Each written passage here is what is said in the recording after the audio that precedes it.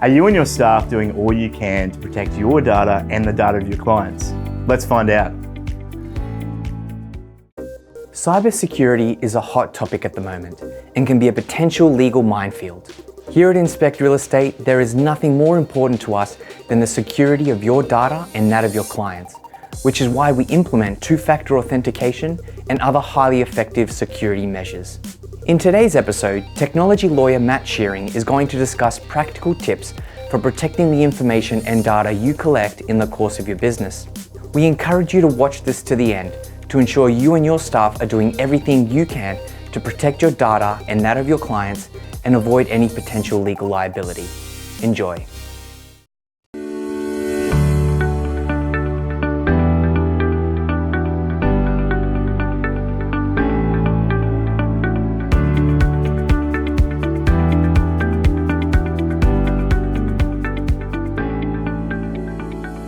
Hi, and welcome to IRE TV. I'm Matt Shearing, a business and technology lawyer with Rouse Lawyers. Today I'd like to share with you 5 tips on increasing your cybersecurity and protecting yours and your clients' data from potential hackers. Because I work in technology so much, an increasingly large part of what I do is helping companies manage their digital risk and try to minimize the chance that they may be on the end of an expensive lawsuit.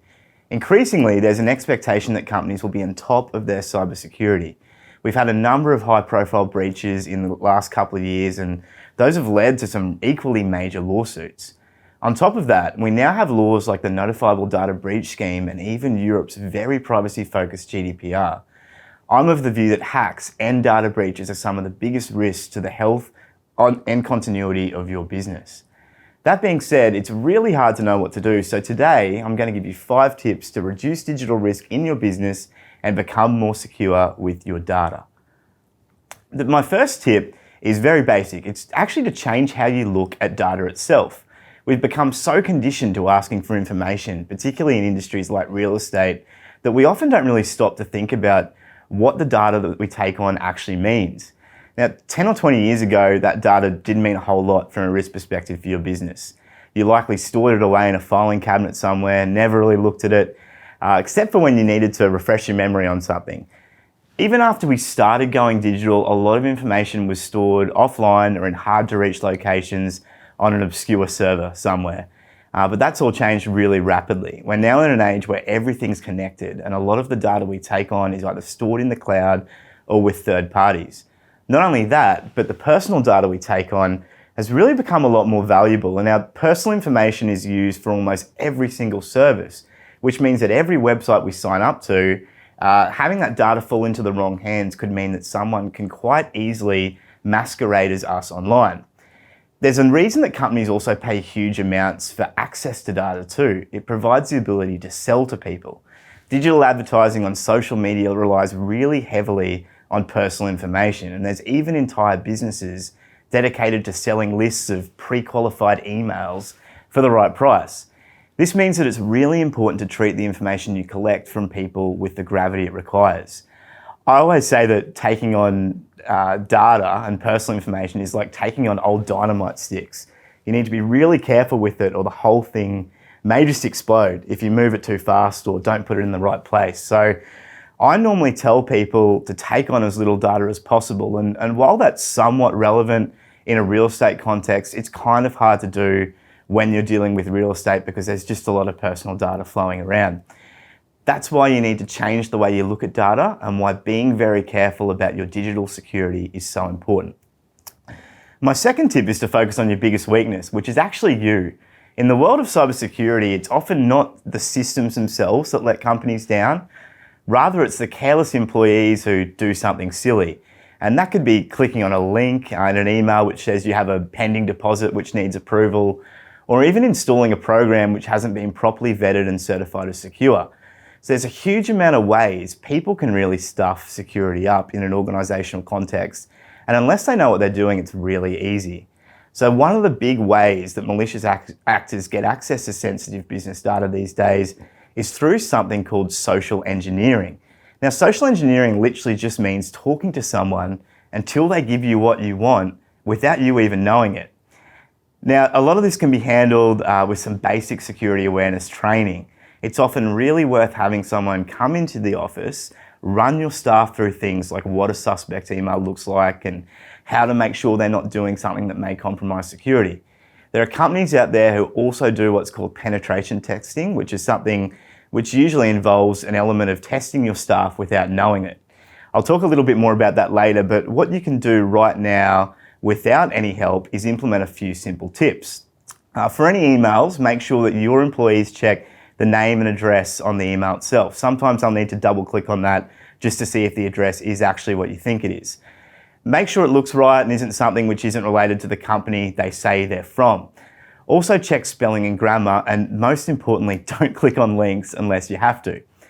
Another thing to look at is if an email's pressuring you to do something or creating urgency, it's either probably marketing or phishing. And phishing is essentially a bad email which is trying to get your details and a way into the company.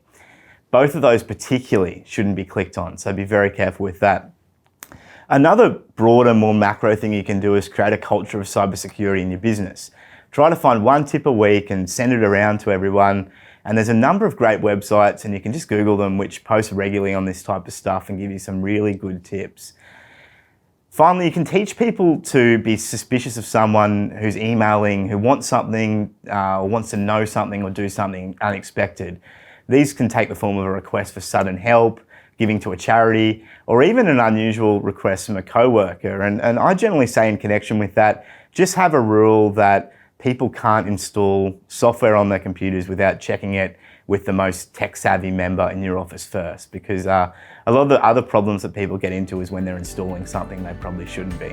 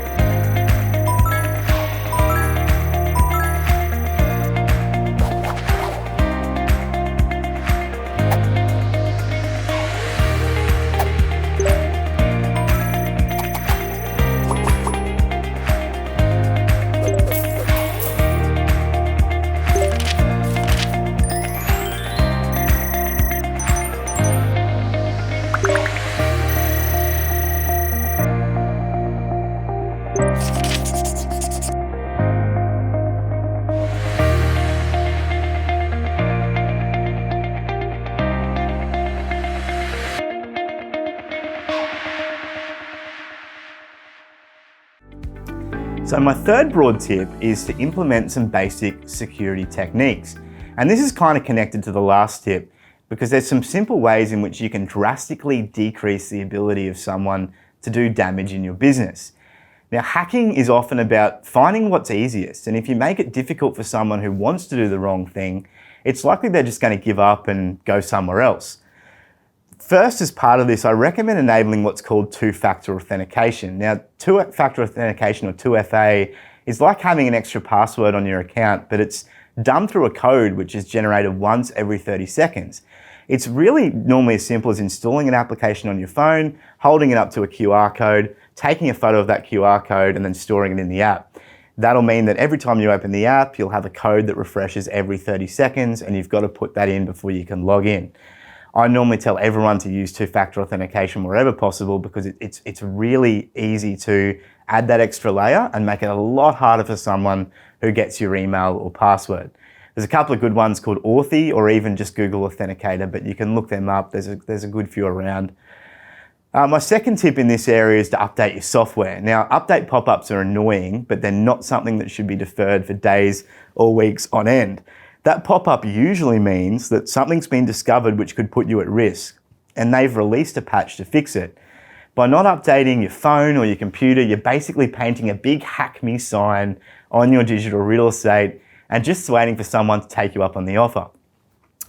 Another tip is to use a password manager, and this is a huge one for me. This is probably my biggest tip of this section. When you have a second, Google what's called Firefox Monitor.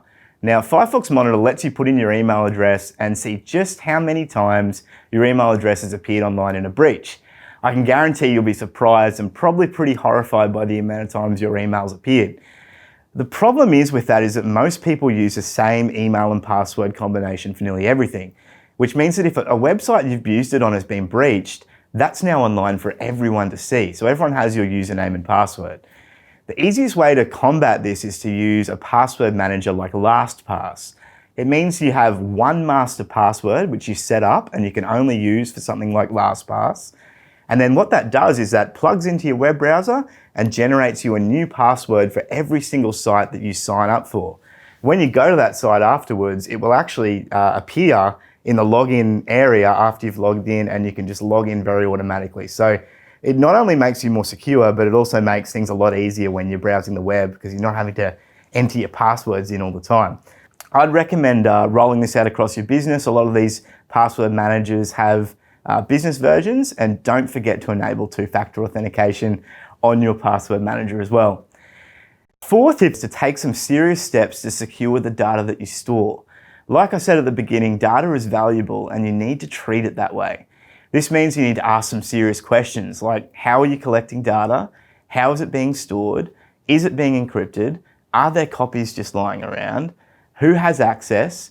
Do we have permission to do what we're doing with the data? Do we need to hang on to everything? And do we need that particular type of data in the first place? Now, those kinds of questions will make you think not only about what's coming in, but also what you're doing with that data once it's in your hands. Like our Dynamite example earlier, you need to be really careful with how you store things, and keeping everything else on your system up to date will help it keep it in tip-top shape. Now, once you've put together that list, sit down and see what you think you can improve yourself. But my biggest recommendation after you've improved what you can improve is to get outside help. There's a lot of firms out there now who'll help you with cybersecurity, and it's definitely money well spent, at least in my opinion. The good ones will usually perform what's called a penetration test, where they try to break into your system and see what kinds of damage they'd be able to cause if they were bad guys. It's really rare they're not able to get in at all too, so you'll be really surprised once that test is done, just what it shows up. Once they've done that, they'll give you a report and give you some recommendations about what they think you need to fix. And apart from the obvious benefits of making your system and your data more secure, and that data is both your data and your client's data, there's a few other benefits to getting a cybersecurity firm on the books as well. Firstly, having that cybersecurity firm on the books will look really good for your cyber insurance and will probably lower your premiums, I'd say. And if you don't have cybersecurity insurance, that's definitely something you should look into as well. But second, if anything ever does go wrong, a lot of what it comes down to when things go wrong and you're in trouble is that people will look at the steps you took to prevent a data breach happening. Having a cybersecurity firm perform regular audits and implement what we call hardening looks really good if something ever goes wrong. And this leads me to point 5, which is my fifth tip for this video. And I generally say the one thing that you probably need to do most of all, apart from doing all the security and thinking about things, is to plan for things to go wrong. There's a saying in the cybersecurity world, they say it's not a matter of if, but when. And they are always counseling people to assume that something's going to go wrong. And that's generally the perspective I take as well when I'm advising clients, because some of the biggest companies in the world have been hacked. There was a hack last year where 500 million different sets of personal information was breached by Starwood, one of the big hotel companies, which Marriott now owns. And they were taking pretty extreme measures to prevent it as well. So that's not to say that that you can't stand up to hackers. Generally, if it's a big hack, it's had a big team on it as well. And I hate to say it, but you're probably not as important as Marriott in the grand scheme of things. So you probably don't need to do as much as Marriott is doing to protect their data. But there are a few simple steps you can take to minimize the potential damage if there ever is a breach in your business. First thing I say is to make sure you've got a plan in place for when you're breached. There's some questions you can ask, like, do you have backups in place? Are you able to get things offline and change passwords really quickly? Can you comply with the requirements under the Notifiable Data Breach Scheme here in Australia? Those are all things you should consider and make a plan for sooner rather than later. Secondly, I think you should ask if your agreements release you, as far as they can anyway, from liability for a breach. Now, you can't absolve yourself from liability completely here in Australia, but it's a good idea to make sure that your agreements do get acknowledgements from the other parties that you're taking, from whom you're taking data, releasing you from liability and saying they won't come after you if something goes wrong. That's quite important. Third, if you're using some third-party services, and a lot of us are now, a lot of us are using cloud services, we're using a number of different applications. Do you know who's responsible if they're breached? That's one of the other questions you should be asking. Wherever possible, third parties will try and take liability away from them, but you should really be having that discussion with them and be working out when you're liable and when they're liable. And it really comes down to who's responsible at the time the data's put in and also who's at fault. Fourth, you should only really share the data that you absolutely need to with others, and this is a big one. Many breaches don't occur at the source. They actually occur somewhere else with another party who the data's been shared with. The problem is that if your agreements or privacy policies don't alert people that their data is going to be shared that way, you could be in trouble because they may have said, oh, well, I wouldn't have agreed to it if I knew you were going to share it with X party or Y party. So you need to make sure that you do that and also put some requirements on the party you're sharing with to do the right thing. As a final thought, I say that cybersecurity really comes down to making yourself harder to attack than others because so many people don't take this stuff seriously. If you even implement half of what I've talked about, you'll likely be ahead of 99% of businesses. That doesn't mean you'll be invincible, but it definitely helps. And a lot of cybersecurity is just not being the lowest hanging fruit. It's trying to get yourself up that tree a little bit higher, so a hacker's more tempted to pick the big juicy apples off the tree down the bottom. The key is just to get started, from my mind, and begin thinking about how you and your staff can improve your cybersecurity. Hopefully that's been helpful and I haven't scared you too much. All of this is manageable and you'll probably learn a lot just diving into this and doing it. If you have any questions, please feel free to reach out to me. Thank you so much for watching. I'm Matt Shearing and this is IRE TV.